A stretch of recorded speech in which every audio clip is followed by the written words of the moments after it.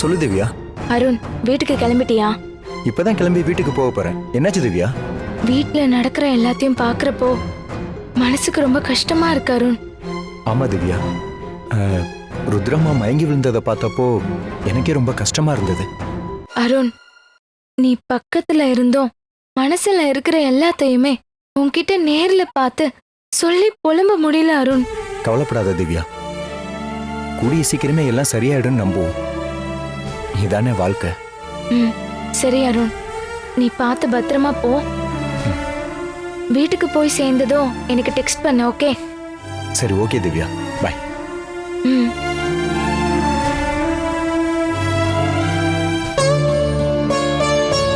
அத்த, event ஆர்கனைசேஷனுக்கு phone போட்டு Anitha birthday சம்மந்தப்பட்ட எல்லாத்தையுமே கேன்சல் பண்ண சொல்லிட்டேன்.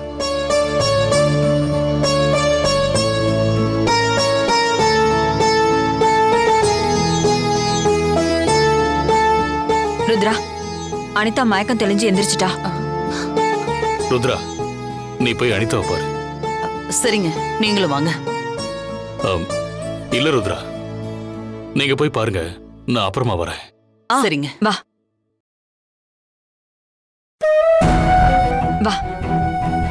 அனிதா, அனிதா. மம்மி, என்னாச்சு?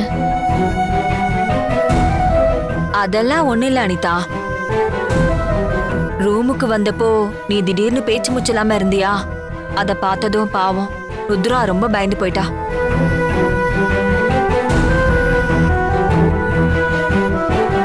அனிதா, உனக்கு ஒண்ணும் இல்லடா.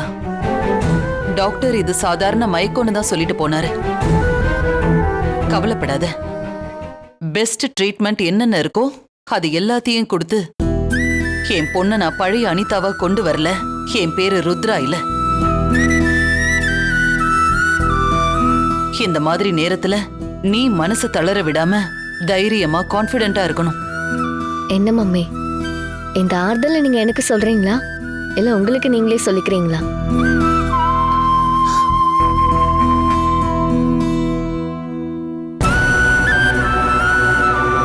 அனிதா, உனக்கு ரெஸ்ட் தேவைப்படுறதுனால பர்த்டே பார்ட்டிய கேன்சல் பண்ண சொல்லியாச்சு. மம்மி, என்ன சொல்றீங்க? என் கடைசி ஆசை அதுதான். உங்ககிட்ட எவ்வளவு ரிக்வெஸ்ட் பண்ண, இப்போ நீங்களே இப்படி சொல்றீங்க. இந்த சிச்சுவேஷன்ல நீ ரொம்ப ஸ்ட்ரெயின் பண்ணிக்க கூடாதுன்னு டாக்டர் சொன்னது எல்லாத்தையும் எப்படி அனிதா நான் சொல்லுவேன்? அனிதா, நாளைக்கு உன்னோட பிறந்த நாள். உனக்கு என்ன கிஃப்ட் வேணும்னு சொல்லு, அம்மா உனக்கு வாங்கி தரேன். சாக போற எனக்கு எதுக்கு மம்மி கிஃப்ட் எல்லாம்? அனிதா, இன்னொரு தடவை இப்படி எல்லாம் பேசுன அப்புறம் நான் உங்ககிட்ட பேசவே மாட்டேன். ஐயோ, கோச்சுக்காதீங்க அத்தை. நான் என்ன பொய்யா சொன்னேன்? அனிதா, இந்த அத்தைக்கு கருணாக்க. நான் என்ன சொன்னாலும் பழிக்கும். நீ வேணா பாத்துக்கிட்டே இரு. நீ 100 வருஷம் நல்லா வாழதான் போற. அவ 100 வருஷம் வாழ போறாளா இல்லையாங்கிறதுலாம் எனக்கு தெரியாது. ஆனா இப்போதைக்கு அவ கேன்சரால சாக மாட்டாங்கிறது மட்டும் எனக்கு நல்லா தெரியும்.